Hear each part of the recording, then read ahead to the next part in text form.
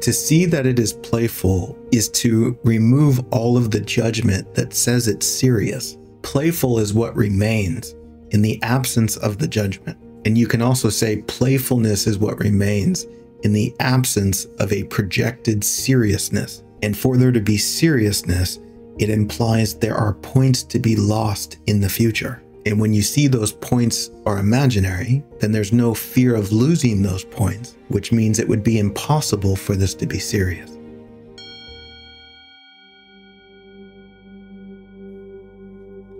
This human thing, my goodness. I'm fascinated by our determination to complicate things. Not that we do it intentionally, and it's understandable because of the illusion of 10,000 things. There's so much content in the mind, so many labels, so many names for things, so many stories. And as we try to navigate those 10,000 imaginary things, underneath all of that is a profound simplicity. And it's a simplicity that honestly can't be adequately talked about because we just tend to complicate it as we talk about it. But there is something profoundly simple. And of course, this is my playful effort in my work to use language, use this modality of holding space to point to that simplicity and allow ourselves to connect with it in a way that allows us to open our heart, live with less fear, and connect with more love. And today I want to talk about judgment. Because judgment, whether we realize it or not, for the human being is so often an integral part of the experience, where there is unconsciously a constant stream of judgment. And this judgment in a playful way is doing an enormous amount of damage as it relates to us having the opportunity to connect with what we really crave. And so I want to speak about this a bit spontaneously, but the way I want to go into it is to share something that I just wrote a few moments ago and posted online. I feel like it'll help set the tone for where we go in this exploration. But it says the following: judgment creates a separation where there is none.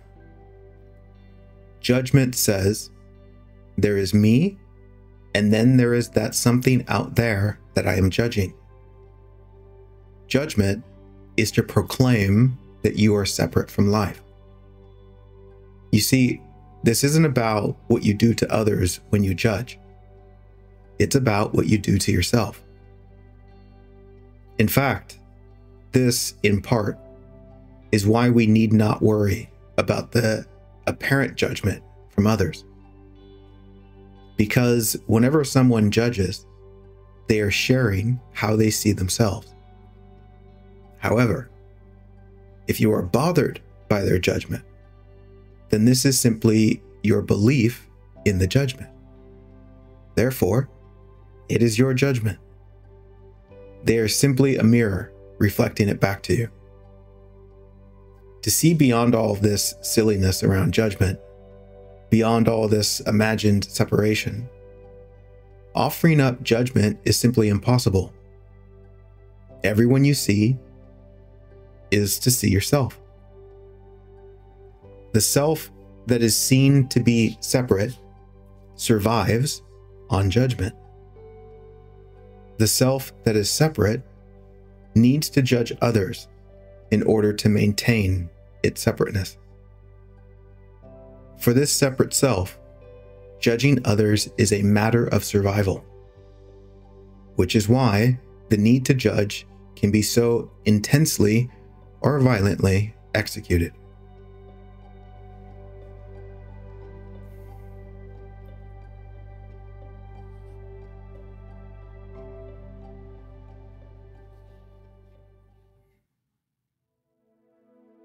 Now, as we drop into this is where I always feel compelled to give a disclaimer and acknowledge the inevitable misunderstanding. As we use these silly words that can't really define anything in our attempt to figure out what is real and true, it's very easy to get lost in the words. It's very easy to get lost in your story about who you think I am, or in wondering who is this guy saying these things, as if it has any relevance at all. It's just more distraction. The playful attempt to point towards what is real and true is very much not a mind thing.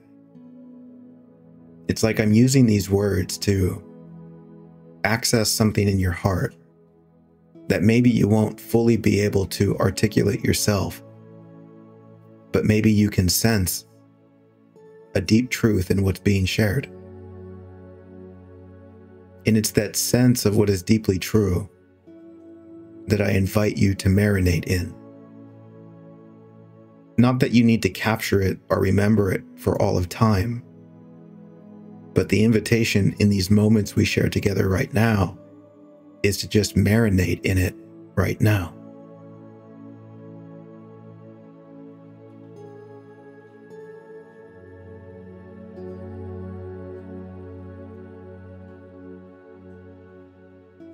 The foundation of spirituality, the fundamental invitation,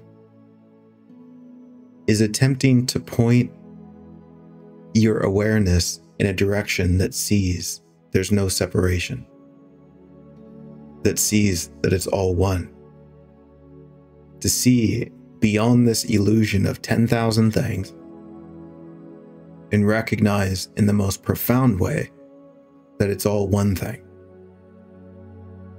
If we could just acknowledge for a moment the difference between reality as it is right now and all the content going on in your mind. And beautifully so, this can be a meditative thing. This doesn't have to just be an informational thing. But to be here present with me and to feel into the moment, feel into what is being said. I just invite the casual observation that there is a profound difference between here right now and the life you think you're living in the mind. In the same way that when you sit and listen to a bird song, there's a profound difference from being present with the bird song and then thinking about the bird song. There's a profound difference between the name you give someone and what they really are, beyond all your mental commentary. Do you see this difference? There is, let's just say, the miraculous nature of what is. To be alive. To be in this, whatever this is. And then, mental commentary. Furthermore, I just invite us to recognize how much of our life is lived in the mental commentary. Furthermore, times two, not only how much of our life is lived in the mental commentary, but how much we think, assume, or believe that the mental commentary is reality.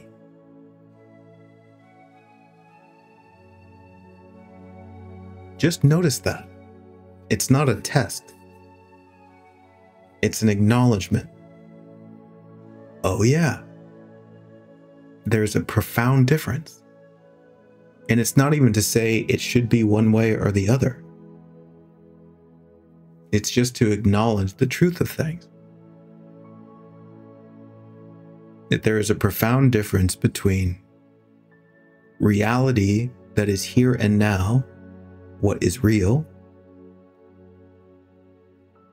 and the life that I think I'm living, that has a past, that has a future, that has this list of things to do, that has all your stories about other people, all your stories about the world and its events, all the noise, yada, yada, yada, yada, yada.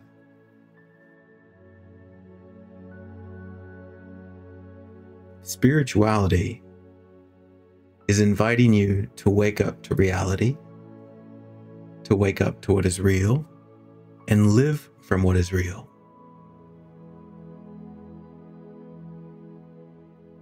And the promise,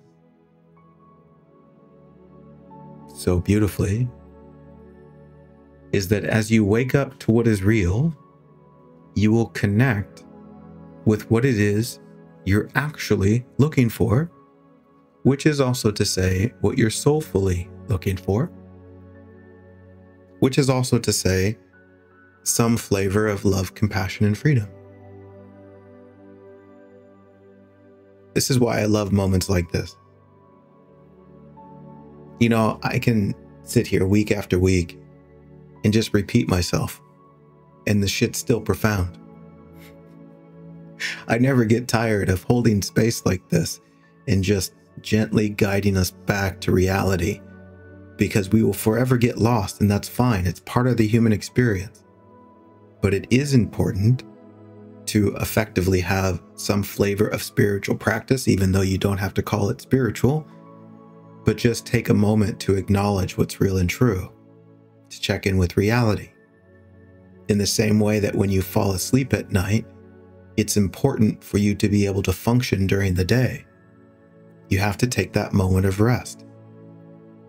And this spiritual inquiry is a rest for your heart and soul, and even your mind, which allows you to go back to your human play and function in a way that we can say is more free, more liberated, more enjoyable, more peaceful, more loving. All of these spiritual qualities that are talked about so much, and this is the promise. The promise that says, wake up, see what you really are, and all of these things will be added unto you.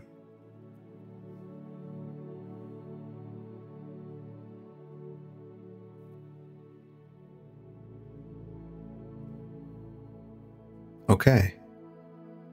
So you're here with me now, yeah? You see the difference, and it's okay. Now our hearts can be pointed towards what's real and true.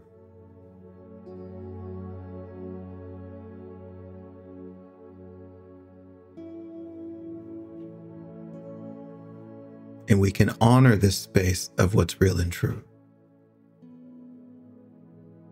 Acknowledge its beauty, its brilliance, its reality, and gently surrender all else, just for right now.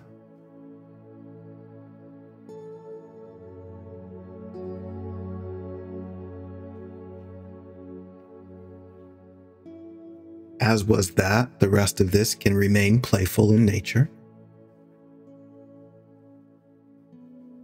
This isn't serious.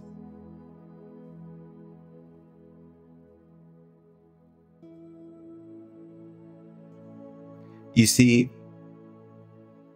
all of the separation exists in the mind. All of the separation is a story of separation told from within what you are.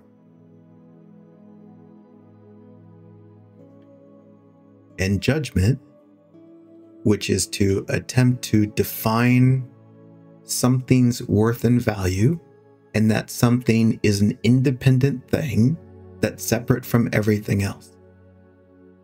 Do you see this? When you judge something, you think you're judging that thing as if it's separate from everything else. So when you judge a flower, you think you're judging a flower as if the flower isn't life itself. Do you see that? You can look at a flower and give it a name like a flower, and you think that that flower exists independently as its own thing. But yet that flower is birthed from the wholeness of all that is.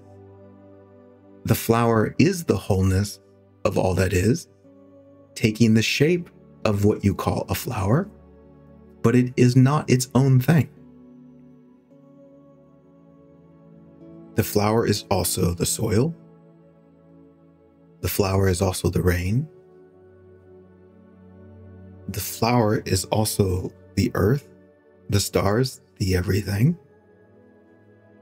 Do you see this? It takes an entire universe to create something that you call a flower. The flower is an expression of the universe. It is the universe. But you see the illusion that happens, yeah? Where you see a particular form of the one, and you give it a name, and you think it's its own thing, operating independently. And so when the flower does something that you don't like, say it has thorns on it, and you touch it and it hurts, you condemn the flower as if it's the flower's fault because the flower did it, as if the flower is its own thing, not realizing that anything you say about the flower, you're saying about life as a whole. Now, again, from a practical human standpoint, it makes sense that we give names to things so that we can communicate with each other. That's fine. But the deeper question here is, what's really true? And furthermore, the deeper question is, can I honor what's really true? Can I see that truth and honor it, which is also like saying, can I release my determination to make it something that it's not? And I'm using this silly example of a flower, maybe to soften the blow.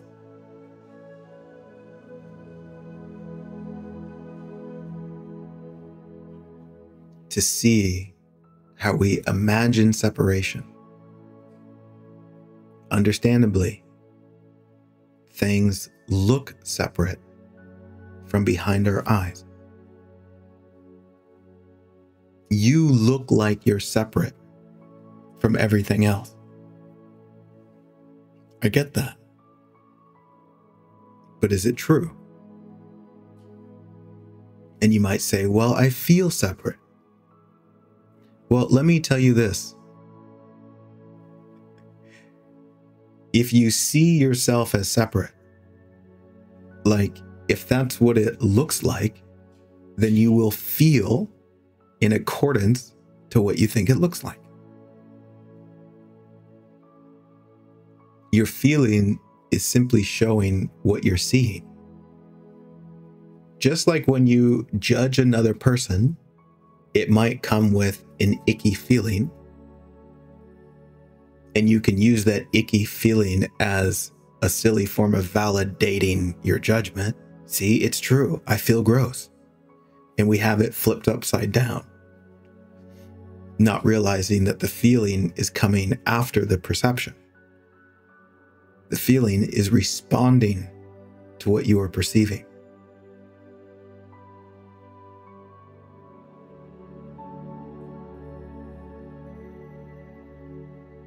And so if one would like to feel more wholeness, feel a deeper connection, the pathway to that is to see it as so. And not just see it intellectually, but to truly see it with the entirety of your being, so that the entirety of your being can feel it. You can see it on an intellectual level, And that will adjust your emotional state of being to some degree, maybe not much. But as I was talking about earlier, the invitation is to go beyond the mind, go beyond the thinking, and see that this is true with everything that you are. And I understand the perceived difficulty in that, especially when there's so much noise in the mind and so much confusion and so much pain. I get that. But nonetheless, this just speaks to the intensity of urgency for us to devote ourselves to this discovery. Because to at least see it intellectually, it's a great starting point, and you get a taste for how true it might be. And if that's really true, then my goodness, what a priority this becomes. Because it shows us how far away we are from seeing the truth.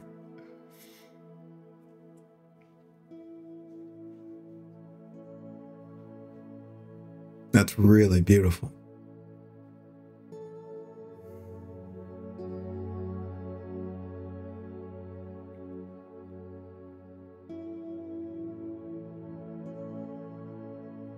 And as I said, these names that we give things, these labels that separate, that's fine.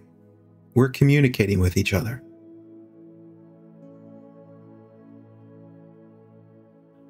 But do you believe it? Can you see the mechanism that's going on the surface, where we are having a imaginary existence, seeing things in the mind, imagining monsters, and then superimposing that onto reality, rather than seeing it a bit more objectively, where we can also recognize what's actually there below the surface. Even if there is an intensity in the imagination that is put on top, there can still be a developed capacity to let that intensity be there, but yet something underneath is vigilant or aware of a deeper truth. And this is to, in one way, have the heart remained open even when there seems to be chaos on the surface of being human. This is something that is most commonly just developed over time. As you continue to dive into this inquiry, as you continue to see it for yourself, then it appears that you have greater access to it. But I have to caution that this greater access that might be on its way is not going to show itself how you might want it to show itself. It comes in its own way.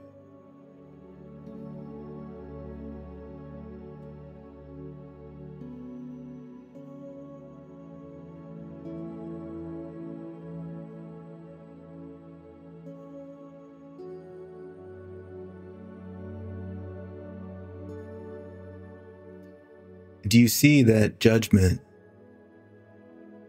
creates separation? That's the question.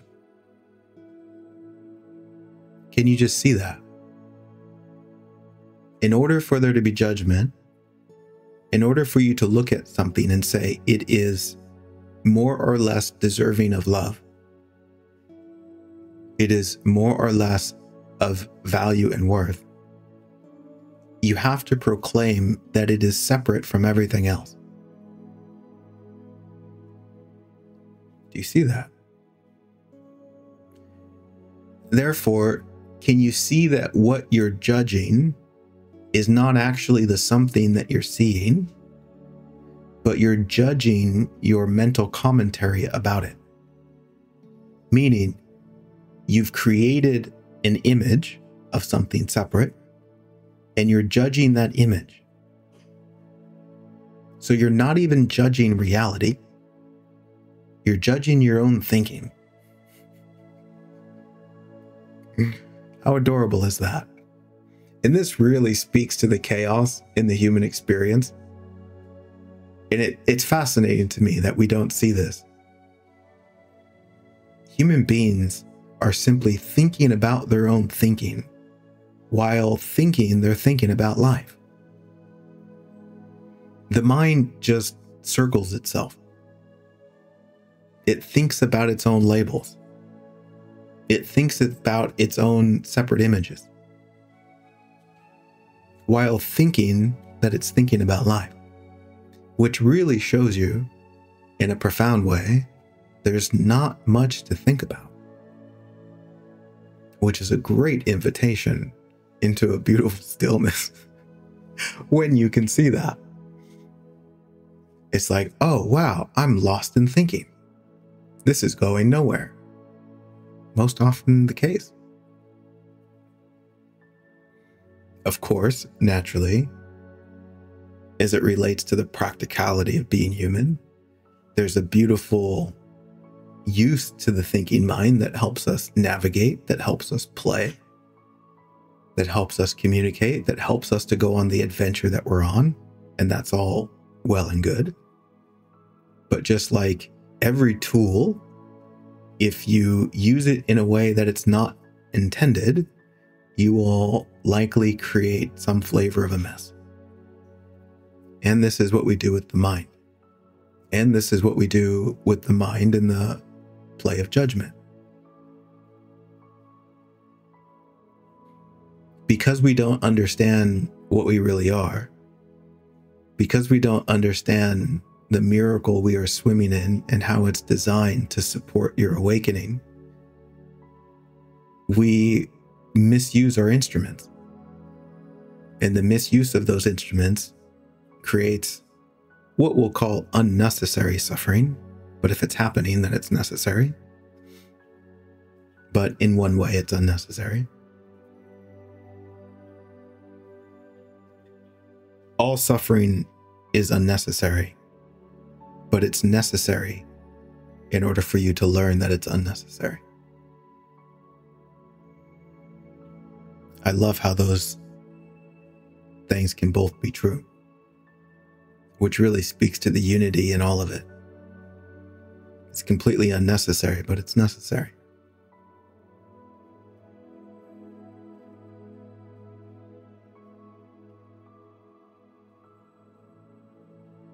Which again, for me at least, is an invitation that says I don't really need to figure it out.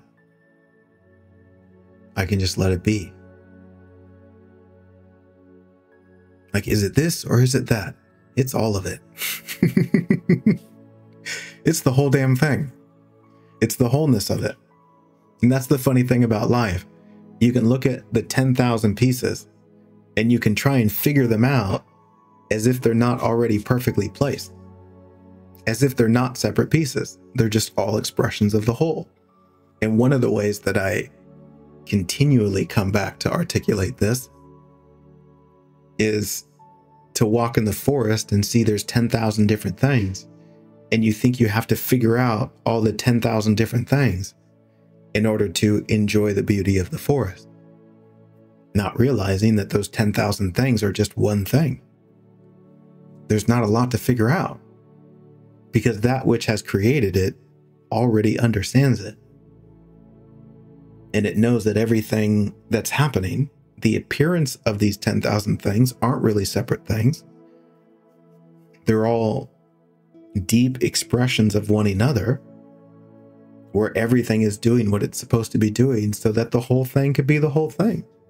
And why is the whole thing the whole thing? Well, when you see the whole thing and you see how beautiful it is, that's enough. Is it not enough that it's extraordinary? Is it not enough that it's miraculous? Is it not enough to be alive? Is it not enough to be here right now?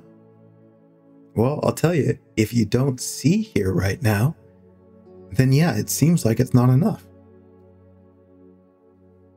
Which is why there's the invitation to see what is here now.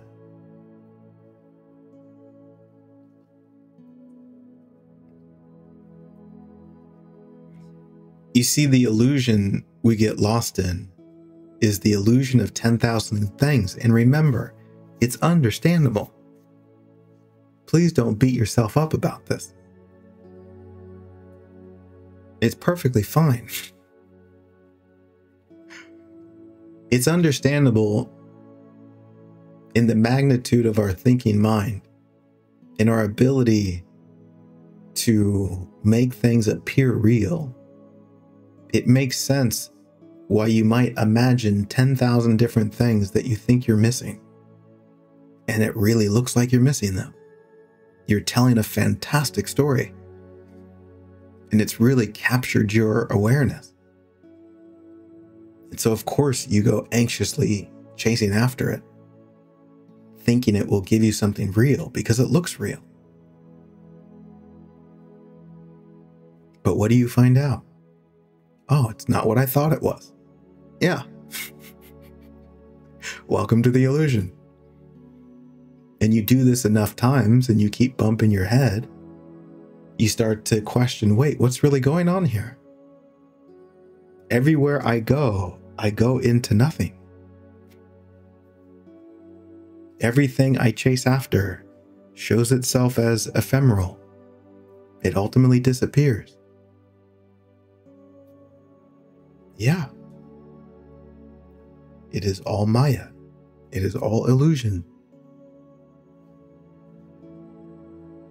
And then, of course, we might ask, okay, then what then is the point?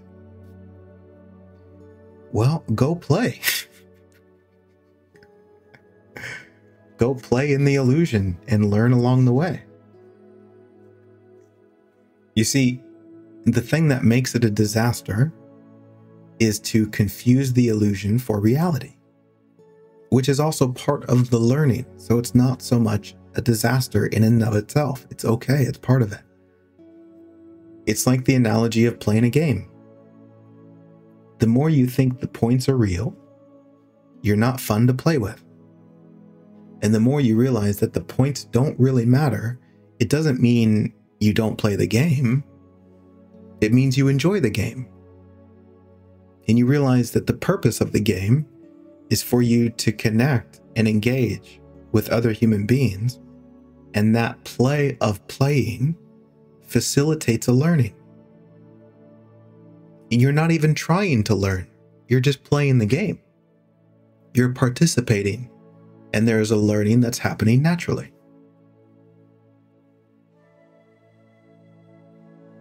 And of course, part of the play is to sometimes think that the points really matter, and it creates a playful intensity.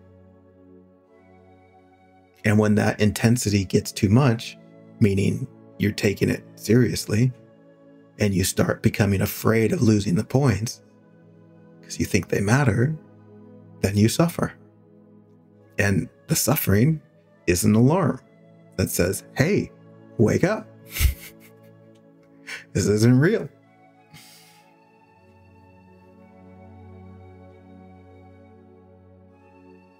Did you see how playful it is? And again,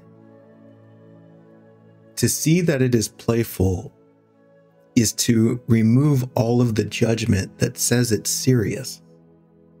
Playful is what remains in the absence of the judgment. And you can also say playfulness is what remains in the absence of a projected seriousness. And for there to be seriousness, it implies there are points to be lost in the future. And when you see those points are imaginary, then there's no fear of losing those points, which means it would be impossible for this to be serious.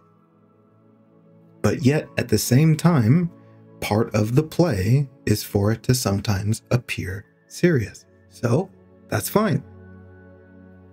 The last thing we want to do is to create some sort of expectation that says you should never be serious because that sounds quite serious.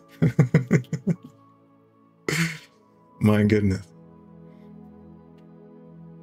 It's almost like saying, maybe this is going exactly how it's supposed to be going. And maybe the invitation in that is to relax into how it's going, which is also an invitation to just breathe. Again, even if it's just for right now as we check in, to remember these things, to see them clearly. Take a breath. Remember what's true to whatever degree that you can, and it will be different for everyone. To whatever degree that you can. Breathe, relax, and then go play. Get lost, and then come back, breathe, relax, see what's true, go play. And in this in and out breath of your existence, this remembering and forgetting, there will be a learning / discovery / blooming that will emerge, as has been your experience thus far. Can you trust this unfolding? Can you see the depth of truth behind what I'm saying and in what I'm pointing toward? Even though I understand the mind might have a fantastic difficulty in grasping the totality of this. Can you taste it? That's all I'm asking. If you can taste it a little bit, then maybe that'll be enough permission for you to open your heart to it just a little bit. And as you open your heart to it, it's like a communication with life that says, I'm ready to see a little bit more of what's true. And life can show you by taking you on another great adventure, which will go on either way. But it's incredibly helpful to be more and more open to the possibility that life is guiding you along a very intentional process and has your best interest at heart. And I know how wild that might seem, especially, because people are at different places. Like, again, to one person, they can hear these words and be like, that's absolute nonsense. And I get that. And for another person, they say, holy shit, I see that. Yeah. And both are allowed. Both are equal. It's important that you see what you see. Because as you see what you see, you get feedback. And that feedback mechanism is how we learn. Like, all of the moments in my life where this wasn't seen are not separate from the moments of discovery. They go together. This is why everyone's exactly where they're supposed to be. As it relates to the, let's say, grand design or grand purpose, which is using silly words that don't really define, which is in some capacity waking up to see what you really are. That's the game you're playing.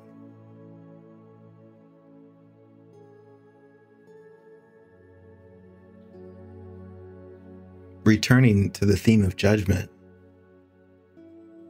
here's what I want you to explore, play with.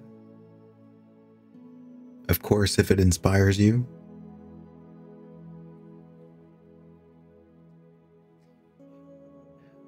Just see if you can recognize how the illusion of yourself, your ego, who you think you are, needs to judge others for its survival.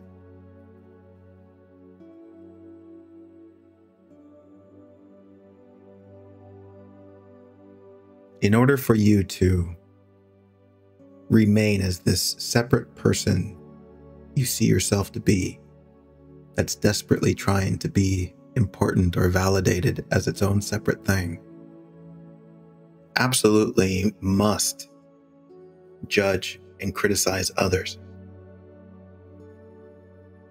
And the way this is obvious is if you want to see yourself as a smart person, right? The separate you as a smart person, you have to find people you think are dumb. Because a smart person cannot exist without a dumb person.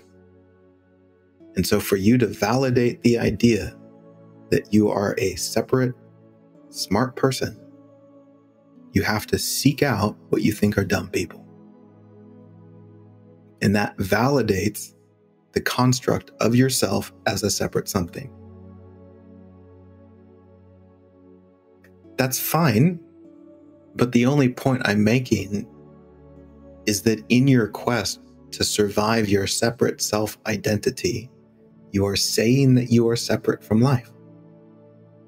Right? It's like the attitude of, I can do it on my own. I'm going to prove myself. And that's fine. That's an optional game to be played. There will be learning along that journey. But what I'm suggesting is that the learning that you are eventually going to arrive at, which is like saying all roads lead to the same destination, is waking up to the truth that there is no separation. That it's all been a play. It's all been a fantasy.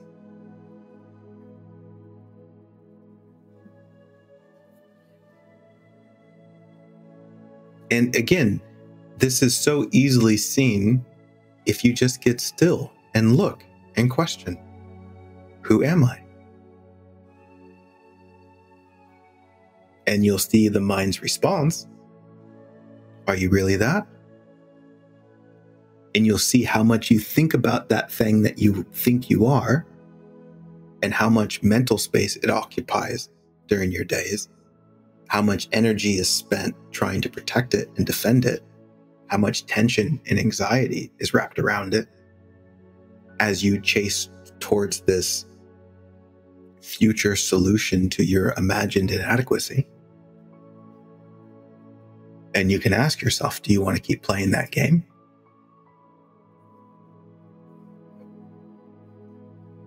Or do you want to see what you really are?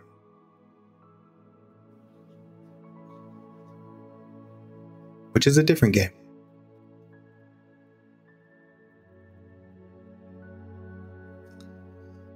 Thanks for hanging out with me today.